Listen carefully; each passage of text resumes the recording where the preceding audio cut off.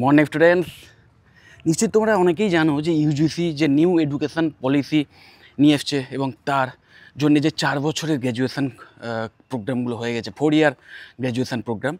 তো এই 4 ইয়ার গ্র্যাজুয়েশন প্রোগ্রামে কিছু মডিফিকেশান আনা হয়েছে, যেটা ভীষণ আমি বলবো তার উপকার আছে, মানে তার উপকারটা স্টুডেন্টরা নিতে পারে, কিন্তু সেটার মিসইউজ করলে, কোনো ভালো জিনিসের মিসইউজ করলে সেটা কিন্তু ক্ষতিও ডেকে আনতে পারে। যেমন এই নিউ এডুকেশন পলিসি ওয়াইজ একটা গ্র্যাজুয়েশন প্রোগ্রাম করতে করতে কেউ ইচ্ছে করলে মাল্টিপল এন্ট্রি এবং মাল্টিপল এক্সিট করতে পারে। মানে সোজা কথায় ধরো সে 1 বছর 4 বছরের কোর্সের মধ্যে জাস্ট মানে ফার্স্ট ইয়ারটা পড়াশুনো করলো, করে তারপর মনে করলো যে না, এই মুহূর্তে আমার প্রবলেম আছে, মানে আমাকে চাকরি বাকরিতে জয়েন করতে হবে বা আমাকে অন্য কোথাও শিফট করে যেতে হবে, তো আমি পরে এসে কমপ্লিট করব। তো সে 1 বছর পড়াশুনো করে চলে গেল, মানে সোজা কথায় প্রোগ্রাম থেকে এক্সিট করে গেল, এবং হয়তো আরও পরে 2-3 বছর পরে তারপর যখন তার আবার সুযোগ এলো, তখন সে আবার ইচ্ছে করলে অ্যাডমিশান নিতে পারবে এবং তখন সেকেন্ড ইয়ার থেকে অ্যাডমিশান নিতে পারবে।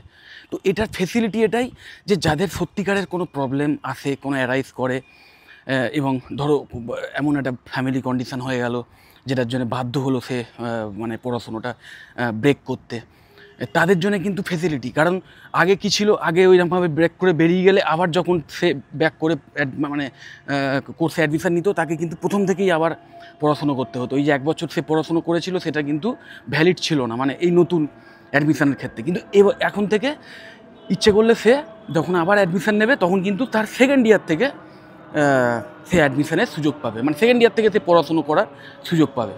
তো এটা একটা ফেসিলিটি আছে যাদের সত্যিকারের প্রবলেম আছে। কিন্তু যদি কোনো স্টুডেন্টস এই ফেসিলিটিটাকে একটা মানে মানে ম্যানিপুলেট করার চেষ্টা করে, যে ভাবে যে আর ভাল লাগছে না পড়তে পড়তে, হ্যাঁ 1 বছর গ্যাপ দিয়ে দিই, প্রবলেম তো নেই, 2 বছর একটু মজা করে নিই, ফুর্তি করে নিই, ওকে, তো তারপরে আবার এসে পড়াশুনো করব। বা হয়তো একটা কোনো চাকরি পেলো সে, এবং সেই চাকরিটা তার না করলেও হয়তো চলে, কিন্তু তাও ভাবলো যে কিছু টাকা ইনকাম করে নিই, একটু পকেট মানি হবে, একটু বেশ ইচ্ছে মতো ঘুরতে পারবো, এ করতে পারবো, পড়াশুনোর সময় তো অনেক পাবো, আবার এসে অ্যাডমিশান নিয়ে নেবো সেকেন্ড ইয়ার থেকে। এই মেন্টালিটি নিয়ে যদি কোনো স্টুডেন্ট থাকে এবং সেই ওয়াইজ যদি সে কাজ করে, অ্যাক্ট করে, তাহলে কিন্তু প্রবলেমে পড়ে যাবে। কারণ পড়াশুনোটা না একটা অভ্যাসের মতো। এখন যদিও হাতে হাতে মোবাইল এসে গেছে, এই এআই টেকনোলজি, এই সব অমুক তমুক সব কিছুই আলটিমেটলি তোমার হাতে চলে এসছে, তুমি অনেক কিছু জানছো, অনেক কিছু শুনছো, অনেক কিছু শিখতে পারছো ইউটিউব থেকে ভিডিও দেখে, তুমি যা কিছু যে কোনো বিষয়ে নলেজ নিতে পারো, সবই ঠিক আছে। কিন্তু ট্র্যাডিশনাল যে পড়াশুনো, তার একটা ভীষণ গুরুত্ব এই কারণে আছে, কারণ এই ডিগ্রিটা কিন্তু এখনও সমাজে যে কোনো জায়গায়, প্রফেশনাল জায়গায় চাকরি পাওয়ার ক্ষেত্রে ওই ডিগ্রিটাকে মান্যতা দেওয়া হয়। এবং শুধু তাই নয়, একটানা পড়াশুনো করলে, একটা নিয়ম করে পড়াশুনো করলে একটা নিয়মানুবর্তিতা আসে, ডিসিপ্লিন যেটাকে বলে, যেটা কিন্তু যে কোনো জায়গায় কাজ করার জন্য ভীষণ ইম্পর্ট্যান্ট। যে কোনো বড় বড় এমএনসিতে চাকরি পাওয়ার ক্ষেত্রে হোক, সরকারি জায়গায় হোক, ইভেন নিজে যদি বিজনেসও করতে চাও, সেক্ষেত্রেও এই ডিসিপ্লিনটার কিন্তু ভীষণ দরকার আছে। হার্ডওয়ার্কিং যে মেন্টালিটি বা একগুঁয়ে বা একটানা যেটাকে কনসিস্টেন্সি বলে, সেটার কিন্তু ভীষণ ইম্পর্টেন্স আছে জীবনের সাফল্যের ক্ষেত্রে।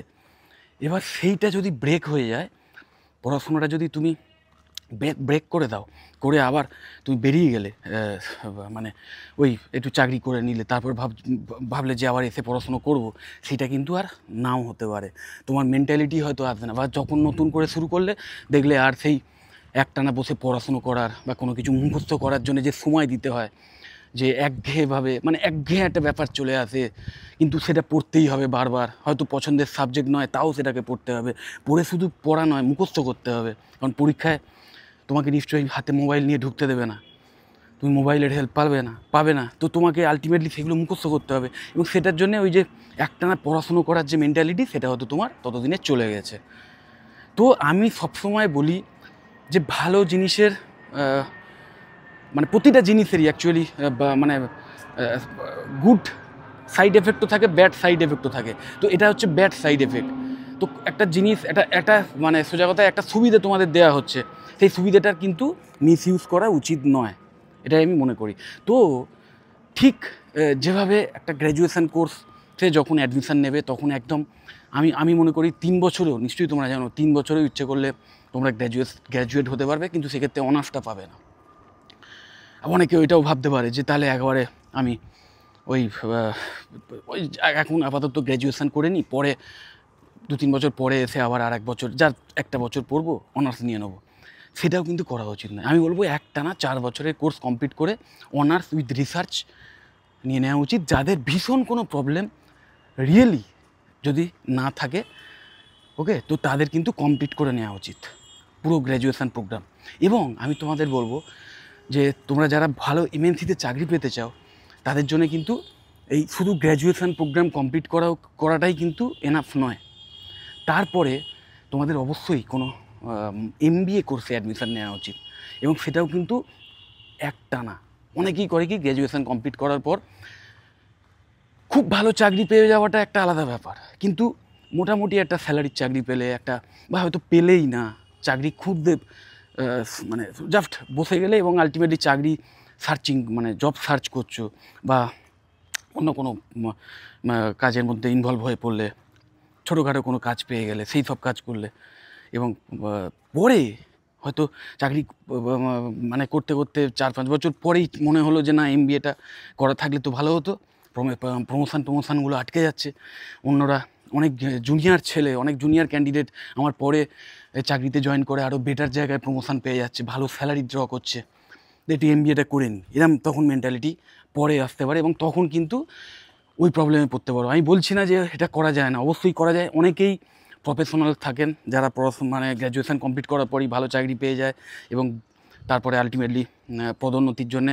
এমবিএ কমপ্লিট করেন, এমবিএ মানে কাজ করতে করতেই কমপ্লিট করেন। এবং প্রচুর ভালো ভালো এমবিএ কলেজ আছে যেখানে ফুল টাইম এমবিএ করানো হয়, কিন্তু প্রফেশনালদের জন্যে ক্লাস রেগুলার যাতে মানে না করলেও কিন্তু তাতে প্রবলেম হয় না, কারণ সেইখানে কিছু এক্সেপশান দেওয়া হয় তাদের, যেহেতু যারা প্রফেশনাল, যেহেতু তারা অলরেডি চাকরি করছেন, তো তাদের জন্য ছাড় দেওয়া হয় ক্লাস অ্যাটেন্ডেন্স বা এইসবে। এবং ক্লাসের সমস্ত কারিকুলাম, ভিডিও রেকর্ডেড যে মানে ক্লাসের যে ডিটেলস, সেগুলো সব সেই স্টুডেন্টের কাছে পাঠিয়ে দেওয়া হয় ভায়া মেল অথবা হোয়াটসঅ্যাপ। তো এবং তার মাধ্যমেই কিন্তু মানে যারা প্রফেশনাল তারা কিন্তু চাকরিটা করতে করতেই, ছুটির সময় হোক বা সময় বার করে নিয়ে হোক, তারা কিন্তু এমবিএ করেন এবং সাকসেস পান, অবশ্যই হয়। এবং তাছাড়া ডিস্ট্যান্সে এমবিএ তো আছেই, যদিও আমি মনে করি ডিস্ট্যান্সে এমবিএ করাচ্ছে একটা ফুল টাইম এমবিএ করা সবসময়তেই বেশি, তার ভ্যালিডিটিটা অবশ্যই একটু বেশি, অবশ্যই একটু কেন, অনেকটাই বেশি, কারণ অনেক জায়গাতেই ডিস্ট্যান্স এমবিএকে হয়তো মান্যতা দেওয়া হয় না। তো ফুল টাইম এমবিএ করাটা আমি বলবো সবচেয়ে বেস্ট অপশান। সো আমি বলবো তোমাদের যারা গ্র্যাজুয়েশান এই বছরই কমপ্লিট করলে, জাস্ট এই বছর, এবং মানে এখনও ওই ডিসাইড করে উঠতে পারছো না যে কী করবে, মাস্টার্স ডিগ্রি কিছু করবে কি না, বা করলে কোন কোর্স করবে, বা আদৌ এখন করবে কি না, পরে চাকরি করতে করতে পরে করবে, বা মানে আরও 1-2 বছর দেখে নিয়ে তারপর করবে, দেখে নেওয়ার ব্যাপারটা নেই। আমি বলবো পড়াশুনোটাও একটা অভ্যাসের ব্যাপার। এই মুহূর্তে এমবিএর অ্যাডমিশান চলছে বিভিন্ন কলেজে, সেই সমস্ত ভালো ভালো কলেজে অ্যাডমিশান নেওয়ার যে প্রসেস আছে, কি এলিজিবিলিটি ক্রাইটেরিয়া রয়েছে, সেই সমস্তগুলো খোঁজখবর নিয়ে, এন্ট্রান্স এক্সাম কী দিতে হয়, সেই সমস্ত বিষয়ে কলেজের থেকে খোঁজখবর নিয়ে অ্যাডমিশান প্রসেসটা স্টার্ট করে দাও। কারণ মনে রাখবে, এমনিতেই ক্যাটের এক্সাম 24 তারিখে আছে। তো তোমরা যারা একদম মানে আইআইএম এই সমস্ত মানে একদম টপ লেভেলের, একদম 1 নম্বর, মানে সোকল্ড, আমি বলবো সোকল্ড টায়ার 1 কলেজ যেগুলোকে বলা হয়, সেই কলেজগুলোতে অ্যাডমিশান পেতে গেলে ক্যাটের এক্সাম দিতে হবেই।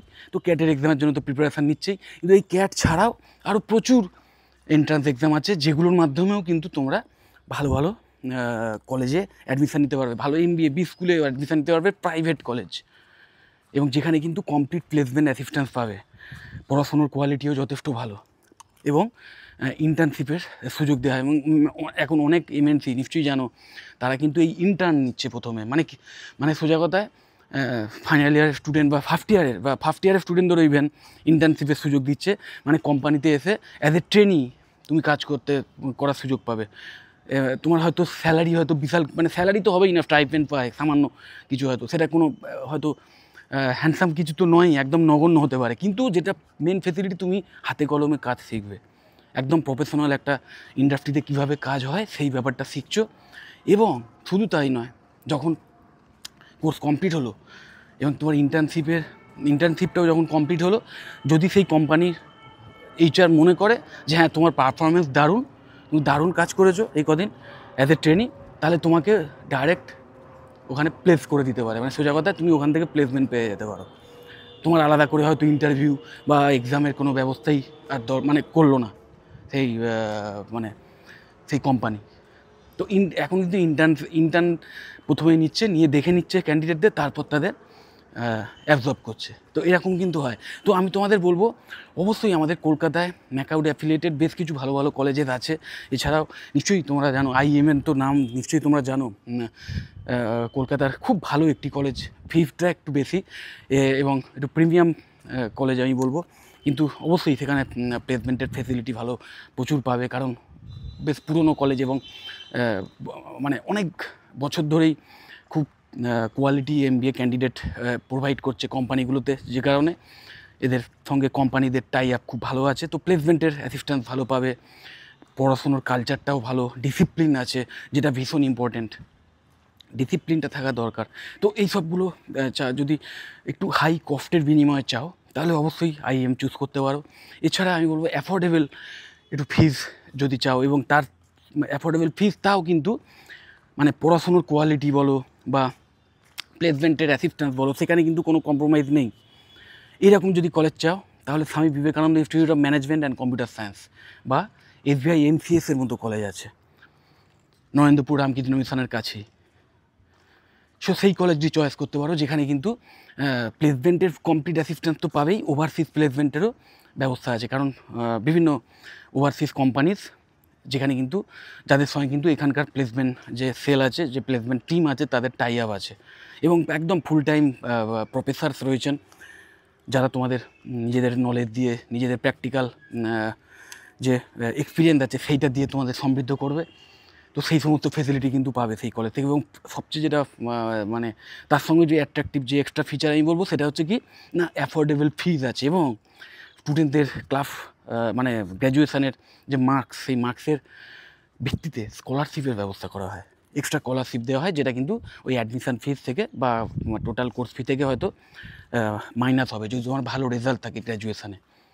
এবং এই এই এই সমস্ত কলেজে অ্যাডমিশান নিতে গেলে তোমাকে তুমি ওই ক্যাটের যে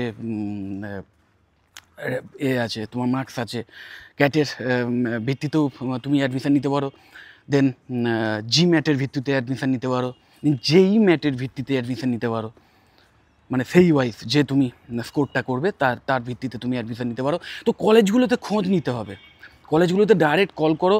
কল করা মানেই যে সেখানে অ্যাডমিশান নিতে হবে তার কোনো ব্যাপার নয়। কল করলে জানতে পারবে যে অ্যাডমিশান ক্রাইটেরিয়া কী আছে, কোন এন্ট্রান্স এক্সাম সেখানে ভ্যালিড, কারণ কলেজ টু কলেজ এগুলো ভ্যারি করে।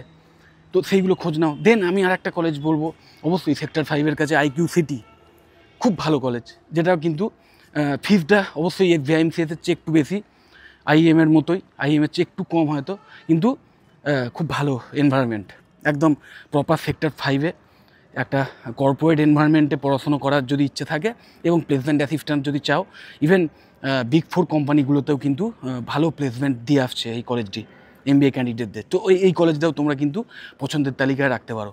এছাড়াও আরও বেশ কিছু ভালো ভালো কলেজ আছে, ম্যাকাউড অ্যাফিলিয়েটেড হোক বা বিদ্যাসাগর ইউনিভার্সিটি অ্যাফিলিয়েটেড হোক, বা তাদের নিজস্ব প্রাইভেট হয়তো ইউনিভার্সিটি, হ্যাঁ, যেমন আইএম নিশ্চয়ই জানো, ইউএমের আন্ডারে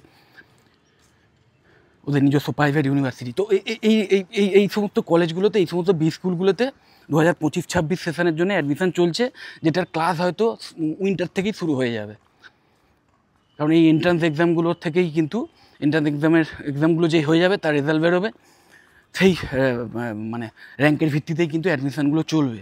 তো সেইগুলো এখন থেকে খোঁজখবর নাও, এবং আমি বলবো এমবিএটা কমপ্লিট করে নাও।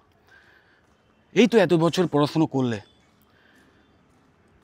10 অবধি পড়েছো, দেন 12 পড়েছো, দেন 4 বছরের গ্র্যাজুয়েশান করেছো, কি 3 বছরের হয়তো করেছো, আগে যেটা যা ছিল করেছো, তারপরে আর 2 বছর পড়াশুনো করে নাও, মাস্টার ডিগ্রিটা কমপ্লিট করে নাও, দেন প্রফেশনাল লাইফে ঢোকো।